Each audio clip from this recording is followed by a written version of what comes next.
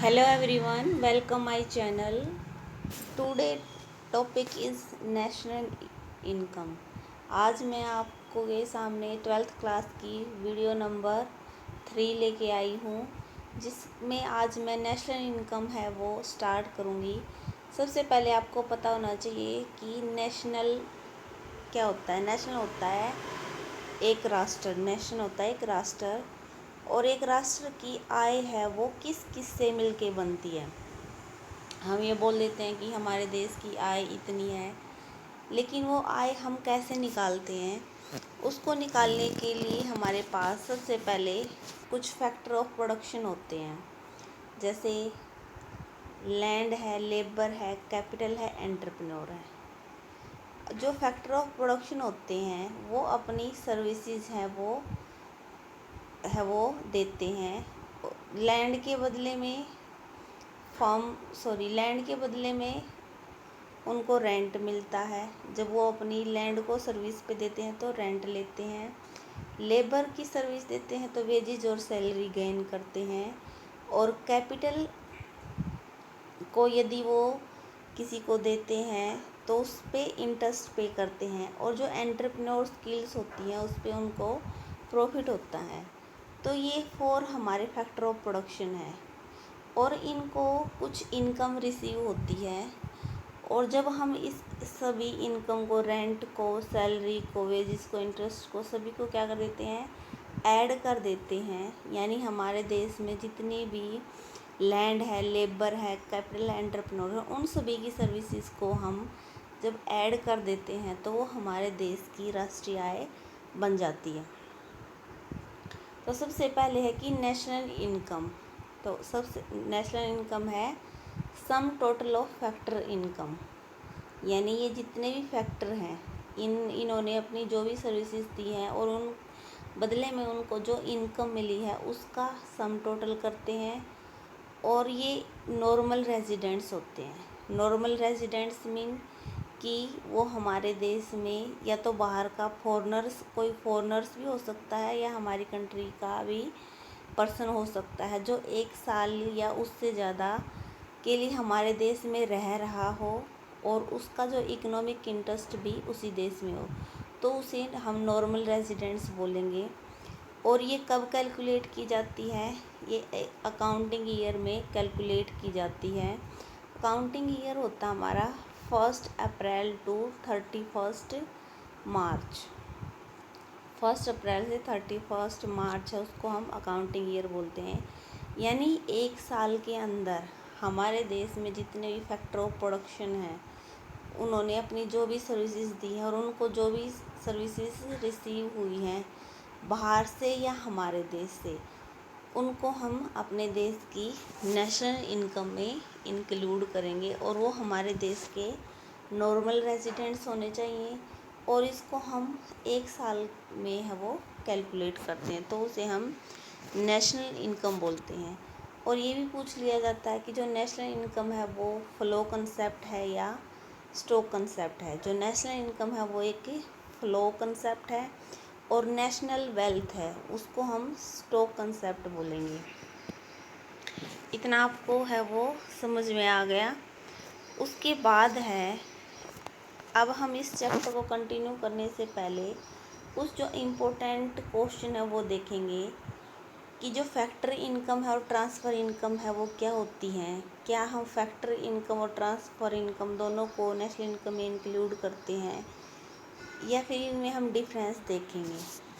तो फर्स्ट है, सबसे पहले फैक्टर इनकम और ट्रांसफ़र इनकम। 2 टाइप्स की इनकम हमें रिसीव होती है। या तो फैक्टर इनकम, या तो हम कुछ काम करके इनकम अर्न करते हैं, या फिर ट्रांसफ़र इनकम, या हमें बैठे बिठाए कुछ भी है वो इनकम है वो रिसीव हो जाती है। जैसे हमारे घर में जो बूढ़े हैं, ओल्ड एज हैं, उनको क्या मिलती है, ओल्ड एज पेंशन मिलती है। तो क्या वो उन्होंने काम किया गवर्नमेंट के लिए? नहीं। तो इसलिए उनको क्या मिल रही है, इनकम तो हो रही है, लेकिन वो इनकम कैसी है, ट्रांसफ़र है। तो ट्रांसफ़र इनकम वो होती है जो हमें बिना काम किए बैठे बिठाए मिल जाती है।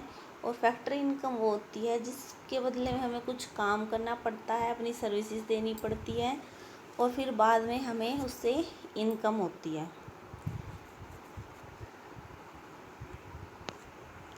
तो हम इसमें डिफरेंस देखेंगे कि फैक्ट्री इनकम है वो क्या होती है। फैक्ट्री इनकम है वो कुछ ना कुछ काम करके हम वो रिसीव करते हैं, और इसको हम अर्न इनकम बोलते हैं, क्योंकि हमने कुछ काम किया तभी ये इनकम है अर्न हुई है। और इसको हम नेशनल इनकम में इंक्लूड करते हैं, जैसे रेंट है, वेजेस है, इंटरेस्ट है, प्रॉफिट है, रिटायरमेंट पेंशन है। रिटायरमेंट पेंशन ये कौन सी पेंशन है? जब जैसे कोई गवर्नमेंट जॉब में है और उसने अपनी गवर्नमेंट को सर्विसेज दी हैं, और फिर बाद में वो 60 ईयर्स के बाद क्या हो गया, रिटायर हो गया, तो गवर्नमेंट उसको उसका जीवन चलाने के लिए कुछ क्या देती है, पेंशन देती है, कुछ भत्ते देती है, जिसको वो रिटायरमेंट पेंशन के रूप में लेता है। तो फैक्ट्री इनकम को हम किस में इंक्लूड करते हैं? नेशनल इनकम में इंक्लूड करते हैं। उसके बाद है ट्रांसफ़र इनकम। ट्रांसफ़र इनकम को हम एक तरफा हस्तांतरण भी बोल सकते हैं। जैसे किसी ने हमारे बर्थडे पे हमें गिफ्ट दे दिया, तो बदले में हमें उसको क्या नहीं देना है, गिफ्ट। ये ज़रूरी नहीं है कि बदले में हम भी उसको गिफ्ट दें, तो इसलिए ये हमें बैठे बिठाए मिल गई है, हमने कोई काम नहीं किया है। तो it is receive by without rendering any work. Transfer income होती है जो बिना काम की हमें मिल जाती है। ये अनअर्न इनकम होती है, इसके बदले में हमें काम नहीं करना पड़ता है।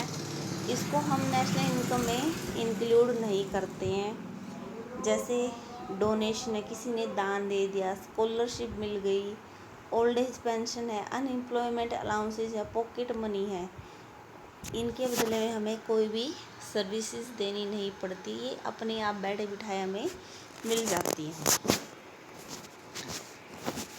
नेक्स्ट क्वेश्चन है, अब ये क्वेश्चन यहाँ पे मैंने क्यों करवाया, क्योंकि इससे ये पता चल जाएगा कि जो नेशनल इनकम है उसको हम फैक्ट्री इनकम और ट्रांसफ़र इनकम में क्या डिफरेंस है, और किसको हम नेशनल इनकम में इंक्लूड करते हैं और किसको नहीं करते हैं।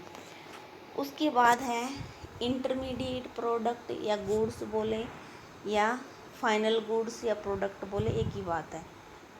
फाइनल गुड्स कौन सी होती हैं? जो प्रोडक्शन बाउंड्री से बाहर होती है, आउट ऑफ प्रोडक्शन बाउंड्री, यानी उनको हम आगे फर्दर प्रोडक्शन नहीं करते। जैसे मैंने मार्केट से एक बिस्किट परचेज़ किया, नमकीन परचेज़ की, और वो मैंने अपने कंजप्शन के लिए परचेज़ किया और घर ला के मैंने वो ईट कर लिया, तो उसे बोलेंगे फाइनल गुड।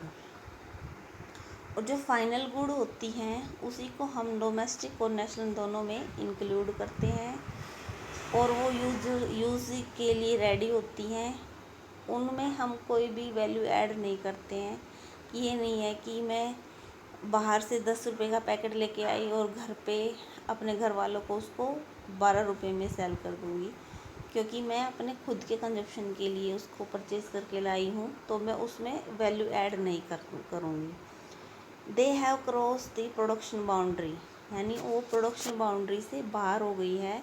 जैसे milk purchase by house hold for consumption, कि किसी भी हाउस होल्ड ने कंजप्शन के लिए क्या परचेज़ किया, मिल्क परचेज़ किया, तो ये सभी क्या है, हमारी फाइनल गुड्स हैं। उसके बाद है इंटरमीडिएटरी गुड्स। इंटरमीडिएटरी गुड्स होती हैं जो प्रोडक्शन बाउंड्री के अंदर होती हैं, यानी अभी उसमें कुछ वैल्यू ऐड करना क्या हो रहता है, बाकी रहता है, यानी वो आउट ऑफ प्रोडक्शन बाउंड्री नहीं होती हैं। Intermediate goods refer to those goods which are used either for resale, या तो हम उनको रीसेल करेंगे या फर्दर प्रोडक्शन करेंगे सेम ईयर में, उसी साल में। इनको हम नेशनल इनकम में इंक्लूड नहीं करते हैं, और डोमेस्टिक इनकम में भी इसको इंक्लूड नहीं करते हैं। ये रेडी टू यूज़ नहीं होती हैं। जैसे रॉ मटेरियल है, तो रॉ मटेरियल से मैं क्या करूँगी, फर्दर प्रोडक्शन करूँगी।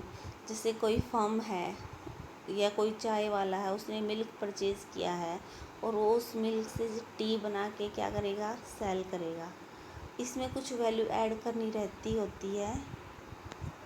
नेक्स्ट है, अभी ये प्रोडक्शन बाउंड्री के विद इन होती है, यानी बाहर नहीं होती हैं। जैसे milk used in dairy shop, जैसे डेयरी शॉप पे सुबह मिल्क आ जाता है और वो रिसेल के लिए रेडी होता है। कोल यूज इन फैक्ट्री, जो कोयला है वो फैक्ट्री में यूज़ होता है, फिर उसका फर्दर प्रोडक्शन होता है, उससे बिजली बनाई जाती है या फिर और भी बहुत सारे यूजेज हैं उससे किए जाते हैं। तो आज की वीडियो में मैंने आपको 2 क्वेश्चन है वो करवाए हैं, फाइनल गुड और इंटरमीडिएट गुड्स में डिफरेंस, और इसको हम नेशनल इनकम में इंक्लूड करेंगे या नहीं करेंगे, और फैक्ट्री इनकम और ट्रांसफ़र इनकम क्या होती है और किसको हम नेशनल इनकम में इंक्लूड करते हैं, और नेशनल इनकम क्या होती है। यदि वीडियो अच्छी लगे तो please like share subscribe my channel. Thank you watching my video.